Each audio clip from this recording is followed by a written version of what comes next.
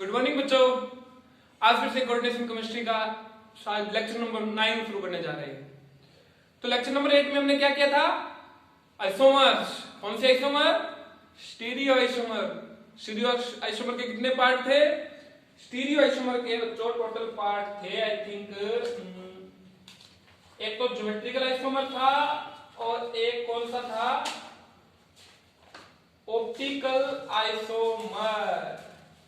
ठीक है, एक ज्योमेट्रिकल आइसोमर था और एक ऑप्टिकल आइसोमर था।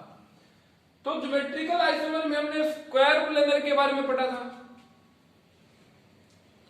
हाँ, एक बात और बताता हूं बच्चों आपको मैं, ये आइसोमर्स है, जैसे जैसे हम कर रहे हैं वैसे वैसे साथ साथ करते जाओ। ये रट्टे नहीं जाएंगे, बाद में ये समझने पड़ेंगे। आप सोचोगे रट लेंगे, 400-500 केस करवाए हैं सारे। अरे बच्चों, ऑक्टाहेड्रल में कम से कम 8 से 9 केस हैं और 4 केस आपको करवा चुका हूं स्क्वायर प्लेनर में और 4 और बाकी है, सॉरी 3 बाकी और है। 9 और 7 कितने हो गए? 16 केस। याद नहीं कर सकोगे, आपको समझने ही पड़ेंगे। तो आप इस ज्योमेट्रिकल आइसोमर को बच्चों सीरियसली लो। अगर आप इस ज्योमेट्रिकल आइसोमर को सीरियस नहीं लोगे तो बाद में पछताओगे। और ये ज्योमेट्रिकल आइसोमर आपके ज्योमेट्रिकल आइसोमर नहीं, ऑप्टिकल आइसोमर आपके ऑर्गेनिक केमिस्ट्री में भी आएगा और वहां पे भी आपको मदद मिल जाएगी अगर आप यहां से इसे अच्छे से कवर कर लेते हो।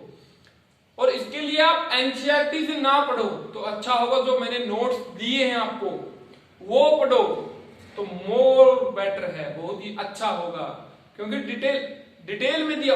अरे ये नहीं कहता पेपर में इतना बड़ा टॉपिक आएगा, 2 नंबर का 1 नंबर का आएगा, पर बच्चों वहां से आप समझ जाओगे। और ये बहुत जरूरी, अगर आपको केमिस्ट्री आगे पढ़नी है तो ये टॉपिक बहुत बहुत बहुत जरूरी है। चलो आज आगे टॉपिक शुरू करते हैं। एम ए ट्वाइस लेते हैं और इसके आइसोमर बनाते हैं। अब आप बोलोगे कि सर ये एम ए क्या है? बच्चों ये ए बाइडेंटेड लिगेंड को बताता है। बाइडेंटेड लिगेंड कौन सा होता है आप पूछोगे, मैं बताता हूं। ईन कैसे? CH2 NH2 NH2 क्या? NH2 समझ रहे हो आप? इन क्या है? तो ये बाइडेंटेड लिगेंड है कि नहीं बच्चों? यहां से देखोगे, यहां से देखोगे, और ये टाइप का सिमेट्रिकल लिगेंड भी है।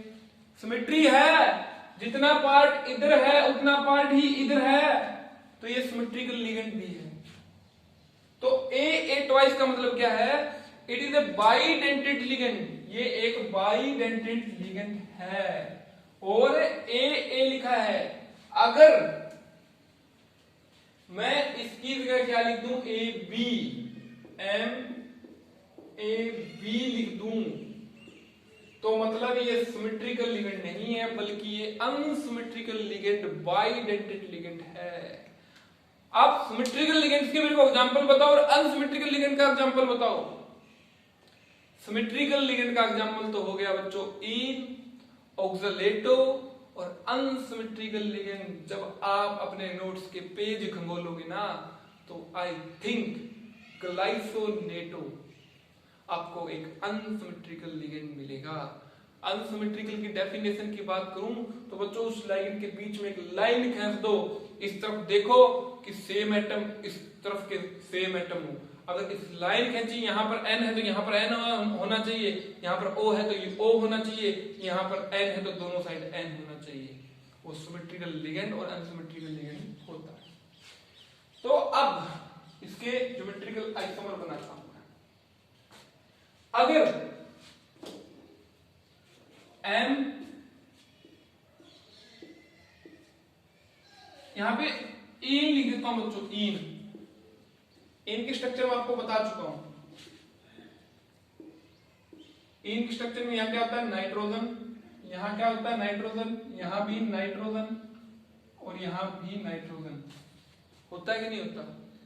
अब आपको मेरी एक बात बताई हुई है कि अगर आप कहीं भी ज्योमेट्रिकल आइसोमर देखते हो या तो रिलेटिव पोजीशन देखो।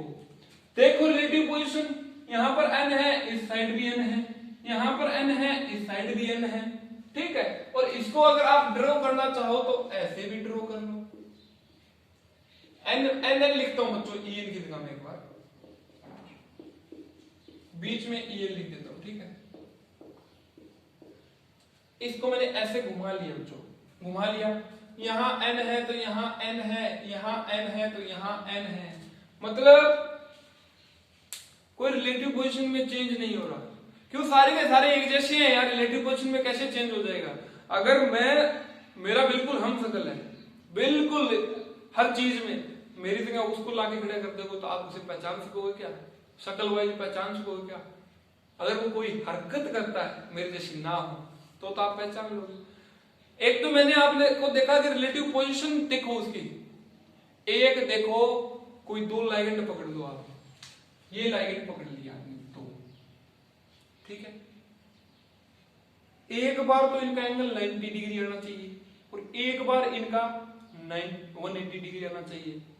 तो एक बार पकड़ा मैंने तो 180 डिग्री आ रहा है, और ये मैंने यहां पर ले रखा है, फिर भी एन और एन के बीच में 90 डिग्री आ रहा है, तो कंडीशन तो सेटिस्फाई नहीं हुई ना।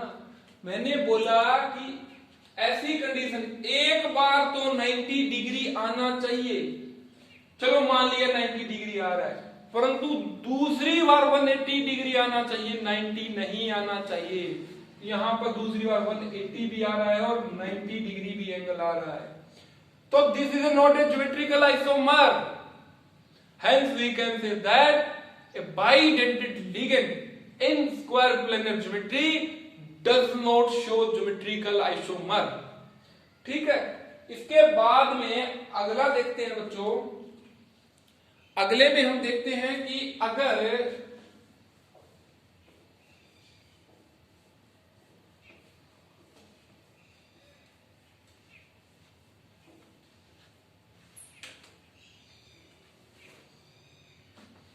यहां पर ए की जगह बी ले लिया मैंने, ठीक है, ए बी ट्वाइस। तो अब इसको समझने के लिए मैं बनाता हूं रुको, ठीक है। यहां पे बीच में क्या है बच्चों? Metal atom. एक बार मैंने ए रख लिया यहां पर बी रख लिया, यहां पर ए रख लिया, यहां पर बी रख लिया, ठीक है। ये बाइडेंटेड लिगेंड है, समझ रहे हो आप? और अगर यहां पे बी रख लेता हूं मैं, यहां पे ए रख लेता हूं, यहां पर ए रख लेता हूं, यहां पर बी रख लेता हूं। अब आप बताओ मेरे को, ए और ए के रिस्पेक्ट में कितने डिग्री का एंगल है? 90 डिग्री का एंगल है। और यहां ए और ए रिस्पेक्ट में कितना एंगल है? 180 डिग्री है।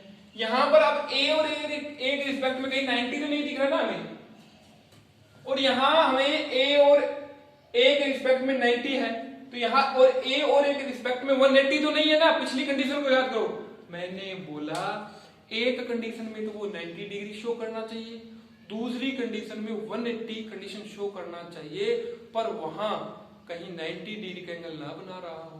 पहली कंडीशन देखो 90 डिग्री का एंगल शो कर रहा है, और अब ए और ए के बीच में 90 डिग्री है, बट ए और बी के बीच में 180 है, not in between A and A. यहां पर ए एंड ए के बीच में 180 डिग्री है और ए के बीच में 90 डिग्री का एंगल नहीं है, तो ये ज्योमेट्रिकल आइसोमर शो करते हैं। समझ रहे हो? एक बार गौर से देखो आप, मैं बताता हूं आपको। ये स्ट्रक्चर बना रहे हैं ना हम, ये, हाँ सॉरी एक मिनट बताओ, ये कौन सा? Same side same ligand, different side same ligand, trans. अब आप बताओ मेरे को कि MAB twice is geometrical isomer और नॉट। तो बच्चों इस चीज को आप समझो कि ये लाइगेंड कैसे बनता है। सॉरी, ज्योमेट्रिकल आइसोमर कैसे काम करता है, ठीक है।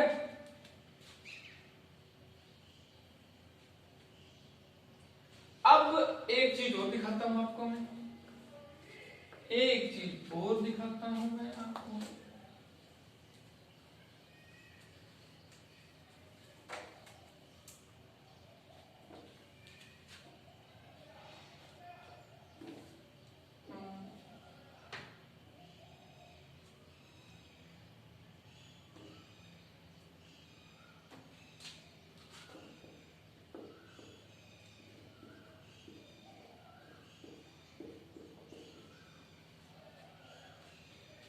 ठीक है बच्चों, मेटल के साथ एक तो हमने सिमेट्रिकल लाइगेंड ले लिया और एक हम क्या ले रहे हैं, अनसिमेट्रिकल लाइगेंड ले रहे हैं। क्या ले रहे हैं, एक अनसिमेट्रिकल लाइगेंड ले रहे हैं। बच्चों just minute wait, ink fill up कर लेते हैं।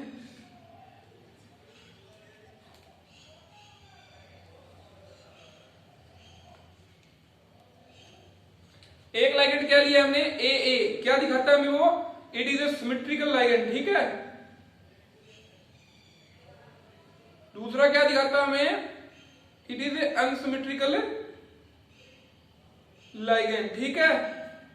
ए बी का मतलब क्या होता है, अनसिमेट्रिकल लाइगेंड, ठीक है बच्चों। और अब इसके ज्योमेट्रिकल आइसोमर हम बनाते हैं। ज्योमेट्रिकल आइसोमर किस प्रकार काम करते हैं इसके अभी देखते हैं। बनाओ भाई ज्योमेट्रिकल आइसोमर बनाओ, वही same procedure, A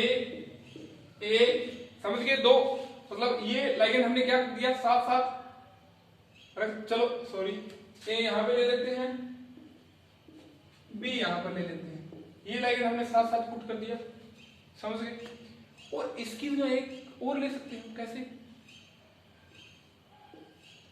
A B ए। अब एक बात बताओ मेरे को, ए और ए के बीच में कितनी डिग्री एंगल है बच्चों, 90 डिग्री का। ए और ए के बीच में कितनी डिग्री एंगल है, 180 डिग्री का।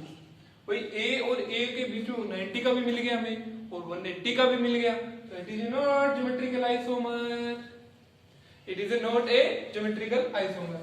देख लो, ए और ए के बीच में 90, ए और ए के बीच में 180। तो ये दोनों की दोनों स्ट्रक्चर मैंने ऐसे ही बनाई है समझाने के लिए कि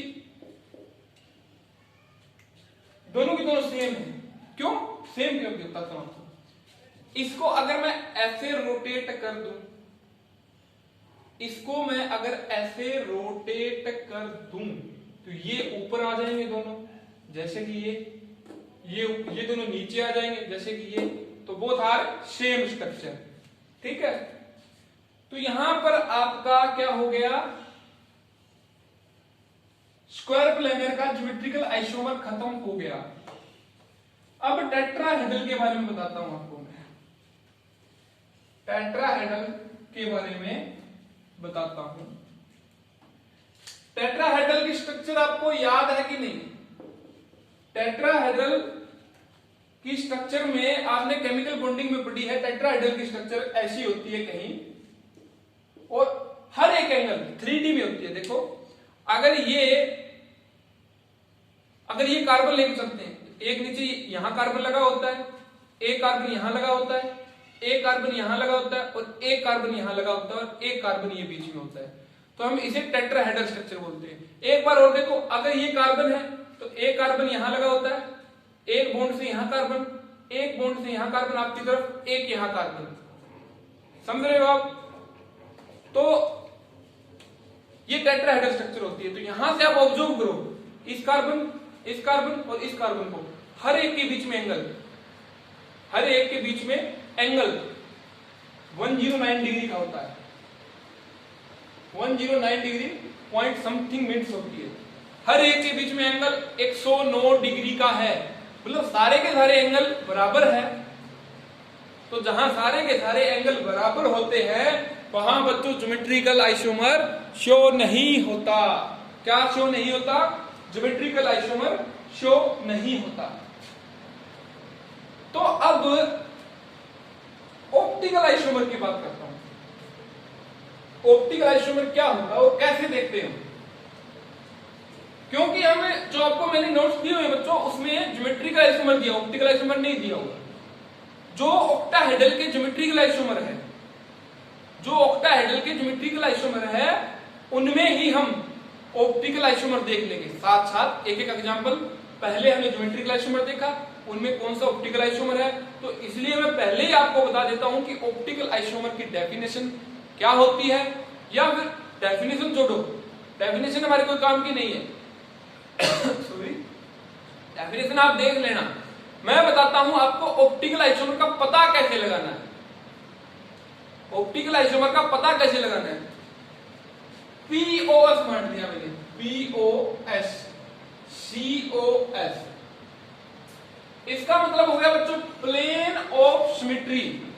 मतलब ऐसा कोई प्लेन जो मॉलिक्यूल के बीच में से या कहीं से भी पास कर दे, उसे दो भागों में डिवाइड कर दे।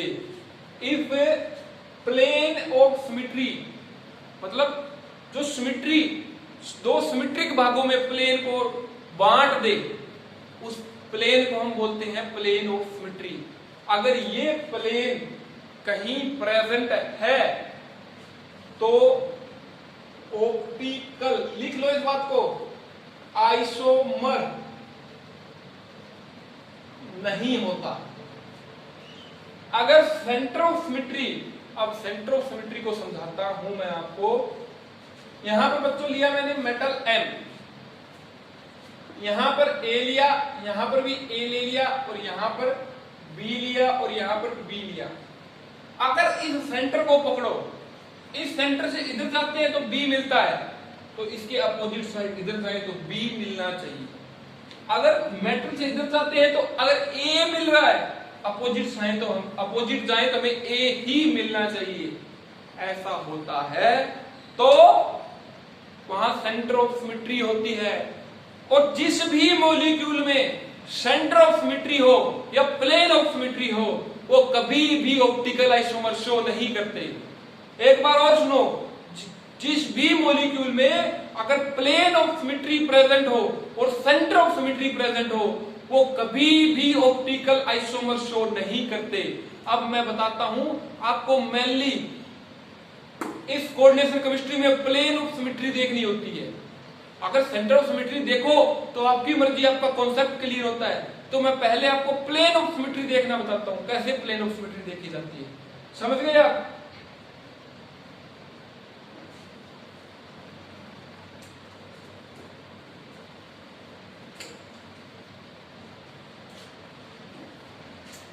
ये मैंने बच्चों कोई मेटल ले, चलो आयरन ही ले लिया, समझाने के लिए बता रहा हूं आपको।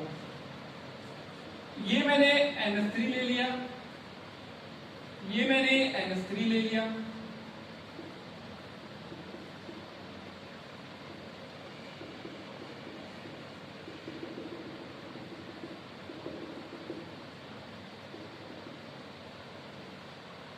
ये मैंने फिर NH3 ले लिया। पहले तो स्ट्रक्चर को समझो आप, पहले तो आप स्ट्रक्चर को समझो।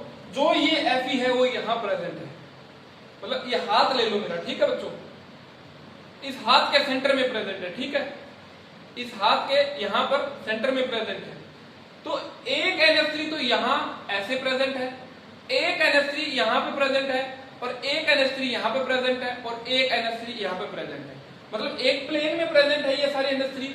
अब आ जाओ, एक NH3 यहां प्रेजेंट है और एक NH3 यहां पर प्रेजेंट है नीचे वाले। तो एक यहां, एक यहां, एक यहां, और एक यहां, और एक यहां, और एक यहां।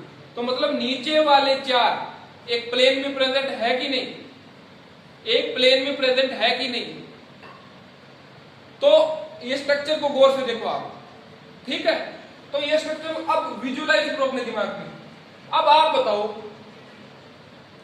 इस प्लेन को मैं यहां से काटता हूं, इस प्लेन में यहां से एक प्लेन पास करता हूं, यहां से ऐसे ऐसे पास करता हूं, तो ये NH3 आधा आधा कट जाएगा, ये NH3 आधा आधा कट जाएगा, और ये NH3 आधा आधा कट जाएगा, और ये भी NH3 आधा आधा कट जाएगा। और यहां से कट किया तो मैंने, देखो यहां से बाहर निकालता हूं, ऊपर वाला NH3 ऊपर रह गया, नीचे वाला NH3 नीचे रह गया।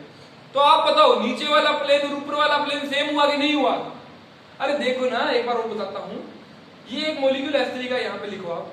इस मॉलिक्यूल होगा, स्फेरिकल टाइप में मॉलिक्यूल होता है, तो इसको काटोगे तो आधा ऊपर आधा नीचा रह जाएगा। ये प्लेन वाले चारों मॉलिक्यूल इसी प्रकार काम करेंगे, और ये देखो प्लेन वाले आधे आधे कट गए। अब ऊपर वाला मॉलिक्यूल और नीचे वाला मॉलिक्यूल भी, ऊपर भी है नीचे भी है, तो ये प्लेन देखोगे तो ये प्लेन ऑफ सिमेट्री है कि नहीं? प्लेन ऑफ सिमेट्री है कि नहीं? आप बताओ मेरे को, प्लेन ऑफ सिमेट्री है कि नहीं? तो अगर यहां पे बच्चों में Cl लगा देता हूं तो क्या होगा? ये तो प्लेन पास कर दिया, यहां पर Cl है, यहां पर NH3 है, तो ऊपर तो Cl है, नीचे NH3 है, तो प्लेन ऑफ सिमेट्री तो प्रेजेंट नहीं हुई, तो ये प्लेन ऑफ सिमेट्री का एग्जांपल नहीं है। अगर यहां पर NH3 लगा दूं मैं और यहां पर Cl लगा दूं, तो देखोगे इस साइड तो Cl है, ऊपर अब इस Cl को काटूंगा तो आधा ऊपर आधा नीचे रह जाएगा, मानते हो आप? सॉरी, आधा ऊपर, तो यहां पर आधा ऊपर, जितना ऊपर जैसा मॉलिक्यूल उसके नीचे वैसा ही मॉलिक्यूल है, तो ऐसे काटूंगा तो यहां पर प्लेन ऑफ सिमेट्री प्रेजेंट होगी कि नहीं होगी? तो बच्चों अगले पार्ट में दोबारा से इस ऑप्टिकल आइसोमर को समझेंगे और इसको कवर अप करने की कोशिश करेंगे। वीडियो को लाइक करो, चैनल को सब्सक्राइब करो। Thank you.